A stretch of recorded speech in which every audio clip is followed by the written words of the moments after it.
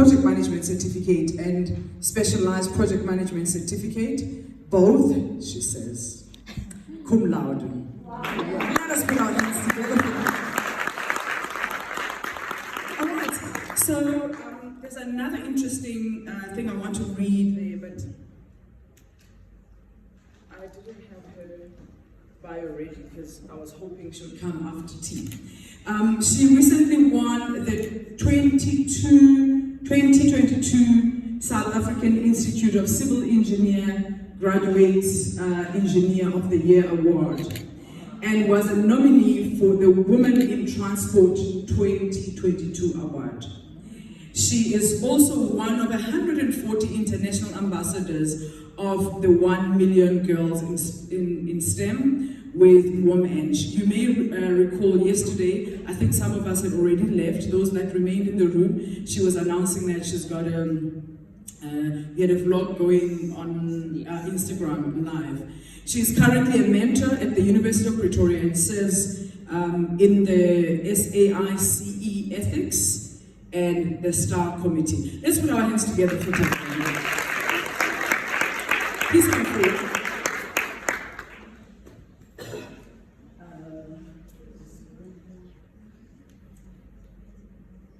The pointer, that's cool. All right, but that's cool, I'll show you. Just test that, if it works. So, morning everyone. Good. So, let's just do forward. Next slide. Slide before. And then if you need to point, there's a laser pointer. So you just press the red part. Is that okay? Good. Take it away, girl. Thank you very much for that. Morning everyone. Thank you as well for the bio. It's actually the first time I speak in front of people. The first time I actually spoke giving a presentation was a virtual presentation. So this is my first physical presentation. So if there are any, mistakes or etiquettes there are that I might break today, please forgive me because it's my first time. But forgive it in advance. Thank you very much. Okay, so today I will be chatting to you about the art of mentoring women in engineering. As a civil engineer with little experience, I will just share some experiences that I've gone through as a person that's also either been mentored or not been mentored throughout the number of years that I've worked.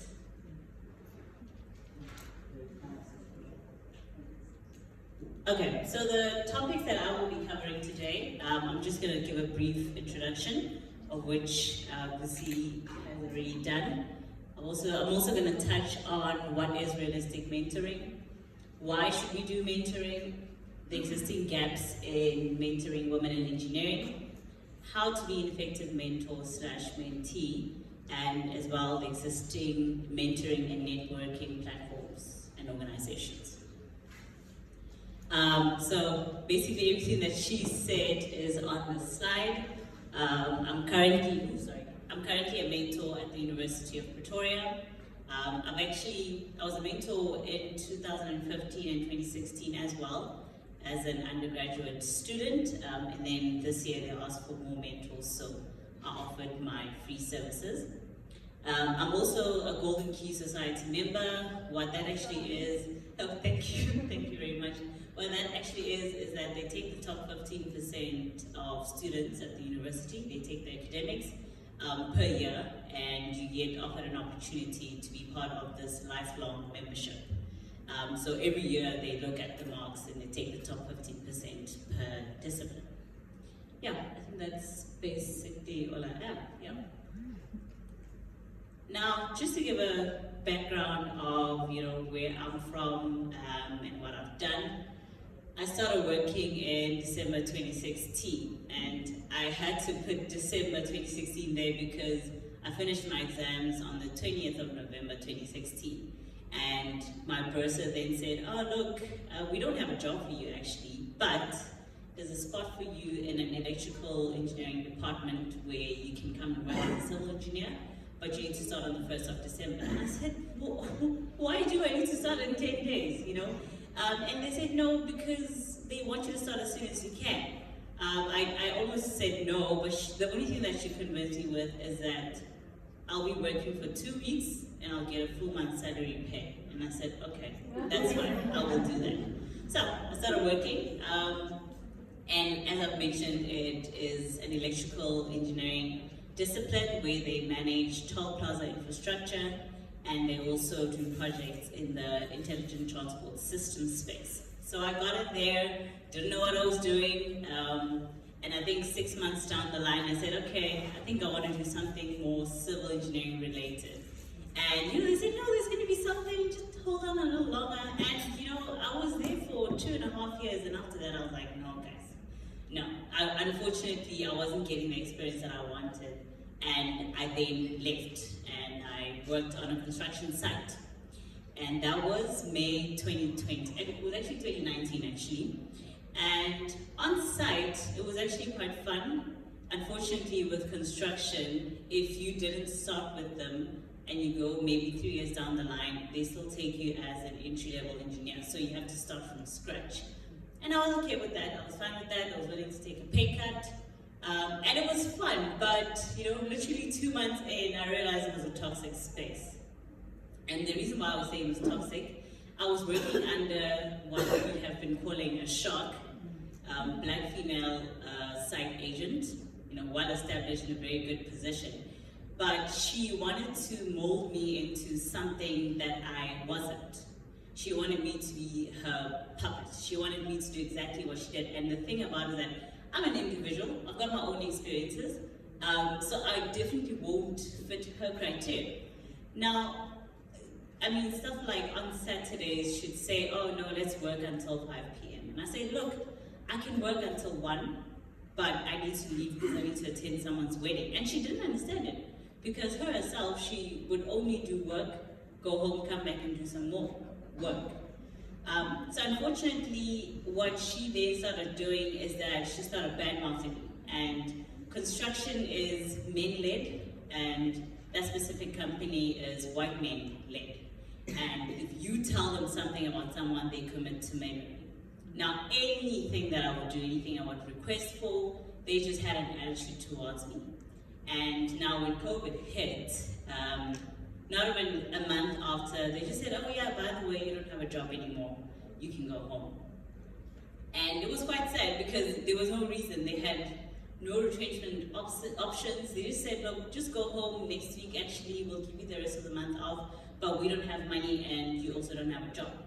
And that's when I realized, okay, this is actually tougher than it looks. So I then stayed home from May 2020. I was unemployed for about 8 months, but I call it a creative gap because what I did is I approached a friend of mine that has an advertising company, and I said, okay, let me do something for you. I'll print papers, I'll make copies.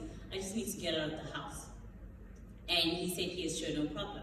So it started with making copies, writing business profiles, and I got to a point where I was then managing the team that was doing social media marketing and traditional marketing as well. And it was actually quite interesting because I got a chance to learn about how to build your own brand, how to speak in front of people, having to dress up every day because you will never know when he's going to flash the camera.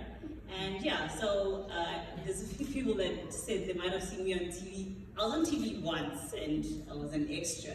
But yes, I've been on TV, I was on social media, we were doing videos, and it was quite fun. But my first love is still civil engineering, so I went back in March 2021. And when I went back, I wasn't the same. I actually felt like, this engineering thing, engineering is just an industry, but what type of career do I want to pursue? And that's when I started actually understanding the art of networking and building my brand. And yeah, that's what I did. So I put the October 22 to say these are the companies that I'm currently associated with. Throughout my career life, I'm currently a 1 Million Girls in STEM ambassador. I've been a bursary student for Aegis, so they funded my project management certificate. I was also part of the University of Pretoria. I was also at WITS for my project management.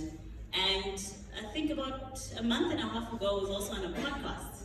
I mean, 5 years ago, I wouldn't have known that there'd be such a thing called a podcast, but a lovely friend of mine has a podcast called The Root of Science by Anne Chisa. And I think once I went on that podcast, I realized, okay, look, from now on, we're just going to keep going up. I was also part of She Engineers, which is a mentoring organization, and I'm currently part of SAISI. When do I sleep? Yeah. So yeah, that's basically just a background of the type of person that I am. What I wanted to touch base on is what is realistic mentoring, because we know mentoring as a term which is to advise or train a person. You know, that's what we know. But what's the realistic element of it? So I said, okay, my definition of mentoring then is a person that is in a more privileged, superior, or experienced position. That is a person that will guide and train you using these specific pillars. And the reason why I say that is because a person will be approached to be a mentor if you are in a better position, if you have more experience, or if you're also more privileged. And I felt like it was good to highlight that so that whoever is still looking for a mentor can approach someone that is like that. And now the pillars that I've put up there, which is trust, respect, expectation, and communication, is important because mentorship doesn't work unless you've got these 4 pillars. Number 1, you need to trust each other. You need to trust each other. You need to trust that the person that you approach will give you information as well as a mentor. You need to trust that whatever the mentee is telling you is the truth. Number 2, respect. You need to respect each other, respect each other's time. It's important because just to share a story, so I was part of a mentorship program with Aegis. So Aegis said, look, we'll pay for your project management certificate if you become a bursary student. And I was like, yeah, bursary student at 27. You know, I felt like I was a bit out of place, but I agreed. And you know, because of that attitude, when they allocated a mentor to me, I just saw it as, okay, I need to take this task off.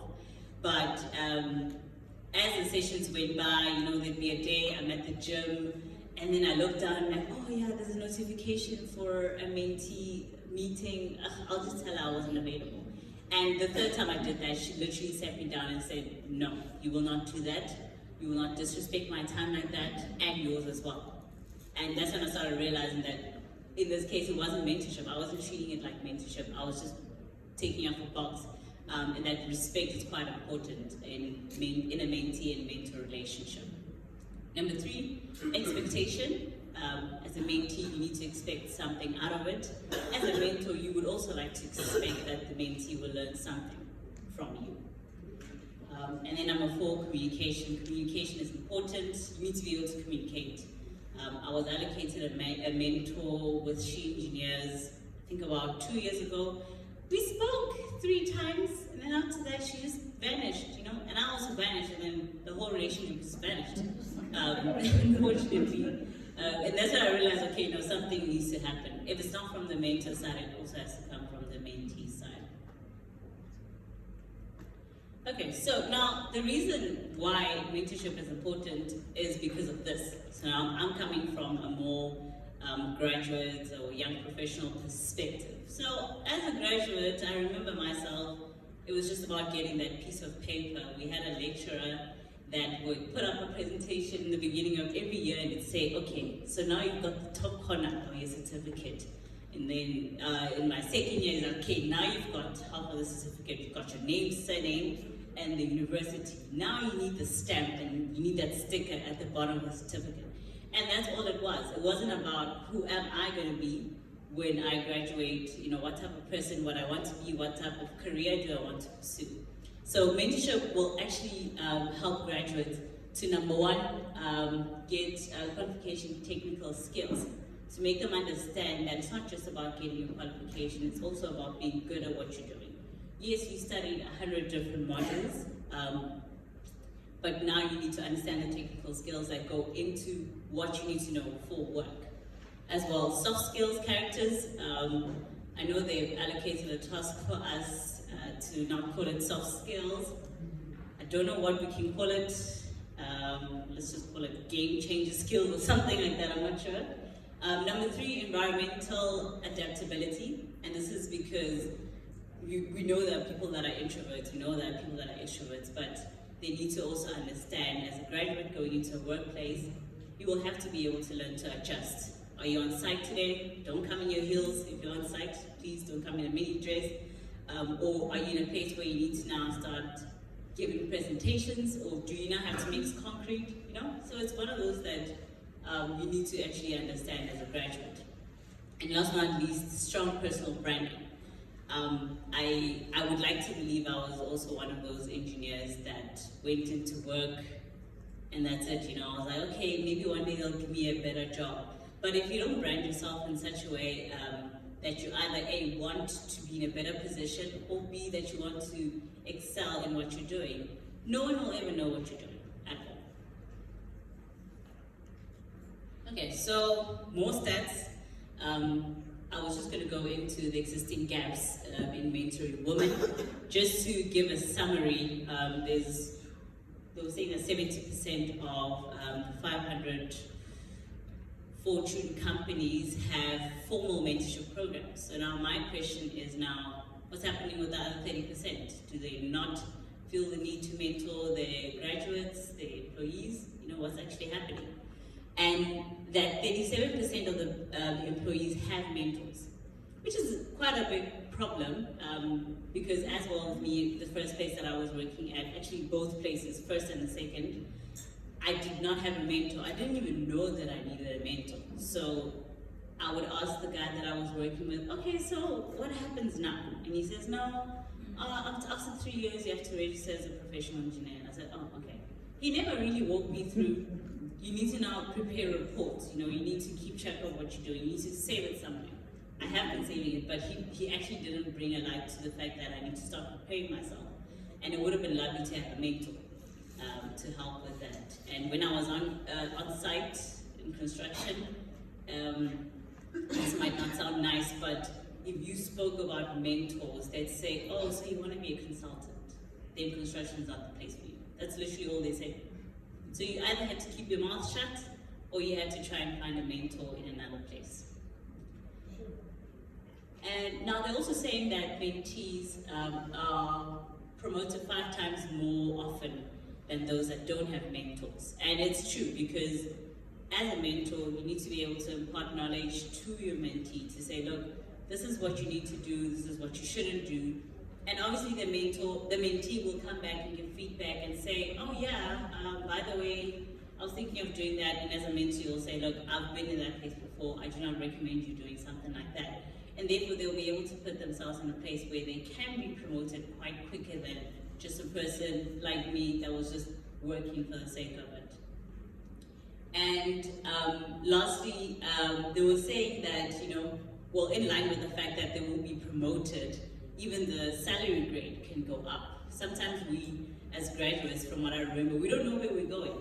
Because we're told, oh, when you graduate, you'll get this amount of money. But no one tells you, okay, after so many years, or after doing so many technical tasks, this is what should happen. You should be able to grow into this specific position. You should be able to grow your salary by this much. No one actually goes into that, so we're all just winging it, and it'll be lovely to actually have a mentor that will guide you through that. Okay, so I've put up just a few pointers on how to be a good mentor. I also have more on how to be a good mentee. Number 1, enthusiasm, compassion, and selflessness. The reason why I put this up is because, like I said, the mentor that I had, I felt like, you know, I was pushing her, I was forcing her. I would text on WhatsApp, and sometimes she wouldn't respond, and, you know, she just started missing all my meetings, and I felt like, you know, maybe this mentoring thing is not working out. So it actually helps to have someone who is enthusiastic. Number 2, you need to be a career guide. You need to be able to guide this person as well according to the type of person they are. You know, you shouldn't force people to want to be CEOs if they don't want to be CEOs. If they want to be a jobs person or a technical person, push them in that direction and guide them in different careers, because us as people that have been working for longer, we now understand there's 5 different types of civil engineering paths that you can take. Because of the type of person that you are, maybe try and look into this career or that career. So we also need to be able to do that. Number 3, you need to make strong time commitments. And the reason why I put this up for the mentor is that we get very busy. And I include myself. We get so busy that, it's just like, no, this child plus, they're studying, they'll be fine, they'll be fine. It's okay, I'll see them next month. But you don't know what that one conversation could actually do for that specific person. Maybe that mentee is struggling with their studies and they're actually not saying anything. And now, if she's aware that every second Wednesday of the month, I need to have a conversation with my mentor, she will also be able to just bring herself to the party and you guys can have a conversation on what's happening, and maybe it can even motivate her. And it becomes routine, it becomes a habit that she knows she needs to account for what she's done. So that actually helps quite a lot. Number 4, you need to support personal/professional balance. Please don't be like my shark. Please don't hoard your mentees and put them in positions that you understand will compromise the balance of their work and personal life. Because, she just said I don't sleep. I barely sleep, but I would never be in a position where I put my mentees in a position where now they need to work on a Saturday and Sunday. Just because I'm working. I also need to give them a chance to be themselves, have their own life, and have time to do what they want to. And lastly, you need to leave a legacy of how to be a good mentor. And the reason why I'm putting this up there, we were having a conversation with some of the ladies yesterday to say, look, if you close a door on one mentee, or one person that's actually looking up to you, you're actually closing that person's doors for others as well. But now if you open her door, she will open the door for the next mentees. It's the same as being a mentor. If you apply yourself as a person that can be a very good mentor, that person will learn from the best. That person is not going to learn the bad habits of calling their mentees at 5 p.m. on a Saturday afternoon. That person will understand that, okay, no, just as how my mentor did it. She said, okay, TK, we're not doing any meetings over the weekend. We'll do it during the week so that you can have your own personal time as well. Okay, so now I'm also going to give tips on how to be a good mentee. Very soft, but we also do have responsibilities. As Dr. Manana has said, freedom has responsibility as well. Number 1, you need to communicate openly and be accessible. And the reason why I'm saying that is I can describe myself as someone that can be closed off sometimes, but you need to be able to communicate to say, look, I'm struggling with this, or actually, I don't like what I'm doing at work, so that your mentor can be able to guide you according to who you are. And as well, be accessible. I actually have a mentee, and it's tough. It's very tough because I would call her and then, today she's picking up the phone, the next time she's not. And it makes it hard because I also don't know what's happening. She just says, oh no, I'm busy. Oh, can we reschedule? Can we reschedule to when? Try and be a little more accessible so that we can also help as mentors. Under B, you need to set your goals and your challenges, and you need to have passion and inspirations. The reason why I'm saying that is, a person can be honest to say, look, I want to earn my first R1 million per annum by 30, for example, at least they've said something there. They also need to also talk about what challenges that they're going through, because if I'm now going to be sending Zoom invitations to someone that doesn't have a phone or doesn't have proper internet access, it doesn't work. So now as a person that is going through the challenges, you need to be able to tell your mentor, look, I can't do this, I won't be able to do this, I can do that. This is what I'm struggling with. Are you able to give me assistance with a bursar or something? And then we as mentors can then help you. And under C, you need to establish a caring personal relationship and show mutual respect and trust. As I mentioned before, you need to trust and respect your mentor. You need to respect what they say and also trust what they say. I'm a person that has many mentors, and the reason why is because I've met different people in my life and they've served their purpose as a mentor in different parts of my life. One has helped me with my personal development, and another mentor has helped me with my career development, and another one has helped me with what's actually happening at work. So it's actually good to have that, and I can say that I'm a caring person. You also need to just show yourself as someone that is caring to your mentor. It actually helps the relationship become better, more than anything. And lastly, you need to openly exchange your knowledge and show both independence and collaboration efforts. You also do not want to be a person that has to be spoon-fed. If I direct you to a specific document and I say, look, you need to start drafting reports according to this and that document. You need to go and download it yourself. You need to open it, you need to read it, and if there's something that you don't understand, come back to me and say, look, I don't know what's going on there. I read it, but the English is just, something else. But you need to show collaboration. You can't just come and say, oh no, I don't know where to find the document. I sent you a link, I sent you the title of the document. Try and apply yourself in a way that you're showing that you also want to make an effort.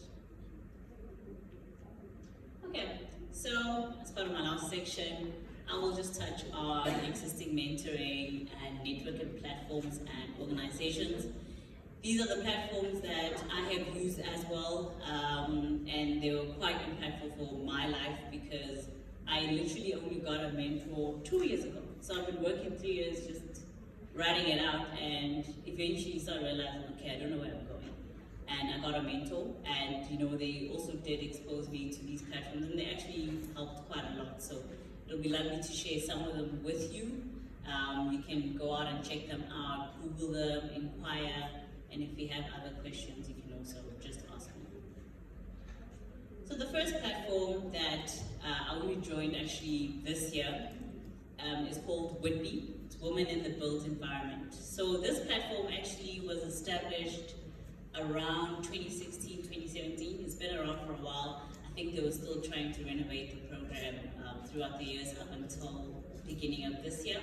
What it actually is it's a platform that is headed by Tom McCune. Tom McCune is head of training under the South African Institute for Civil Engineers. It's not only for civil engineers, it's for everyone in the built environment. So please also check it out. And he basically developed this as a social learning and engagement platform.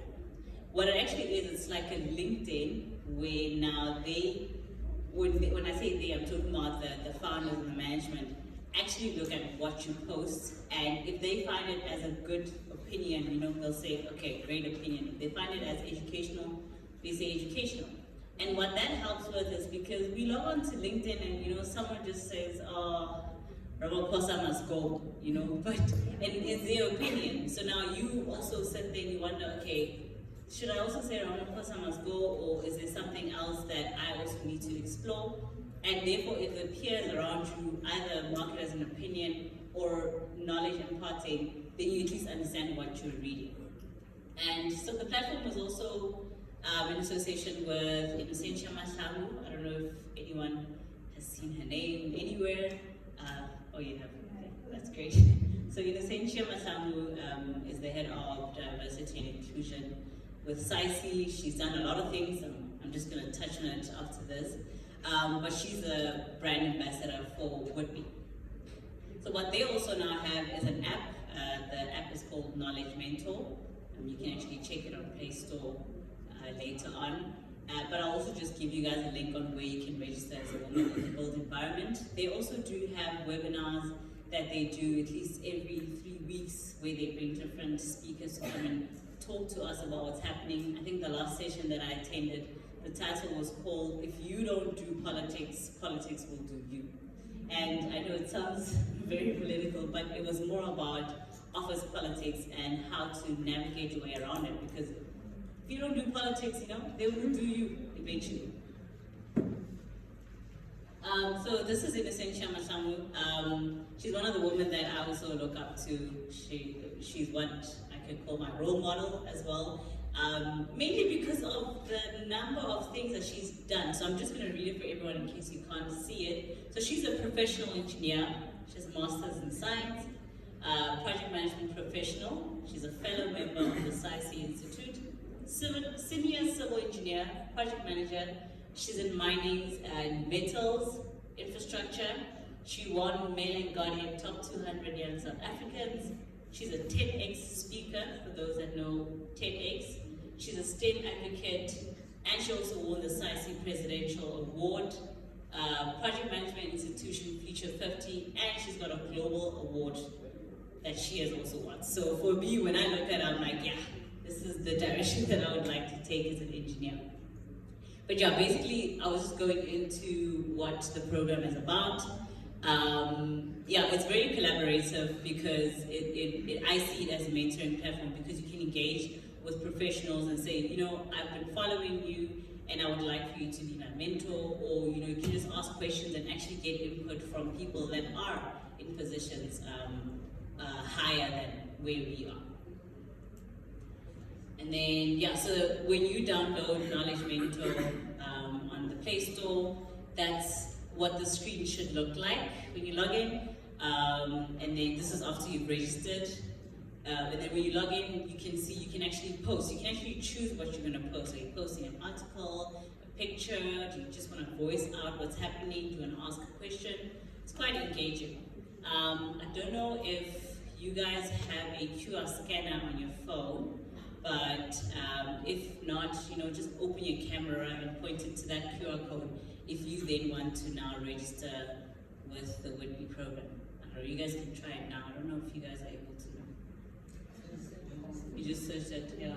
So all you have to do is just open your camera, point it to the QR code, and if a link doesn't pop up on your screen, then maybe it's time to get a better phone. Listen, doesn't get better than this. Check this out. I'm already on. Yeah, if not, then you're able to just search Mentoring for Success to be able to register the platform.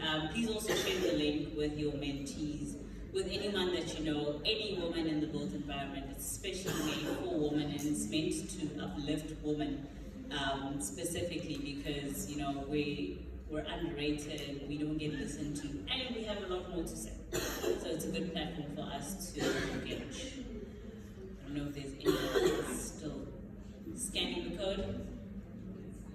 I'll come back to it at the end of the presentation. Okay, no problem. Okay, then another platform that I also really enjoyed is Prestigio. It's also a social media platform, but what I love about this app specifically is that it allows women to also just express themselves. It's got an SOS panic button on the app. And this is quite good. So if you're also interested in this app, please just Google Prestigio, download it, register it. Same thing as well. It's also like a Facebook for us women where we just share our journey and pictures and anything, and it's a woman-only platform.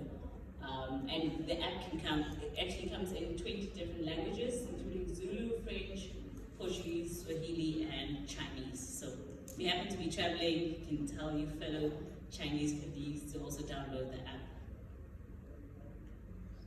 And lastly, She Engineers. So this is also a mentoring platform by Essentia Masamu. I was also part of the platform. It was very enlightening because through that platform I was able to become close to Essentia and get to know her. I was allocated a mentor, didn't work out, but now I've got Essentia as my mentor. So that was actually quite a win-win. As well, if you do have any mentees that have studied engineering and would like a mentor, you can just check her out on the website or approach her on LinkedIn. Okay, just in conclusion, I like making my own quotes just for the fun of it. But you know, I look at mentoring as something that you do with love. You know, same as how they make cooking, because and then they say it's made with love. It's the same with mentoring for me, because I feel like you need to have a passion for people. Don't do it if you don't want to do it at all and you feel like you're just going to waste your time. Do it because you actually care about the next person and because you actually want to see women being uplifted in the future. Yeah. And on that note, thank you very much. Just one thing as well, because we also have the QR code scanner running. If you'd like to follow me on LinkedIn or just check out anything that I've posted, you may scan the QR code, else you can just search Takalani Netshipale on LinkedIn. Thanks.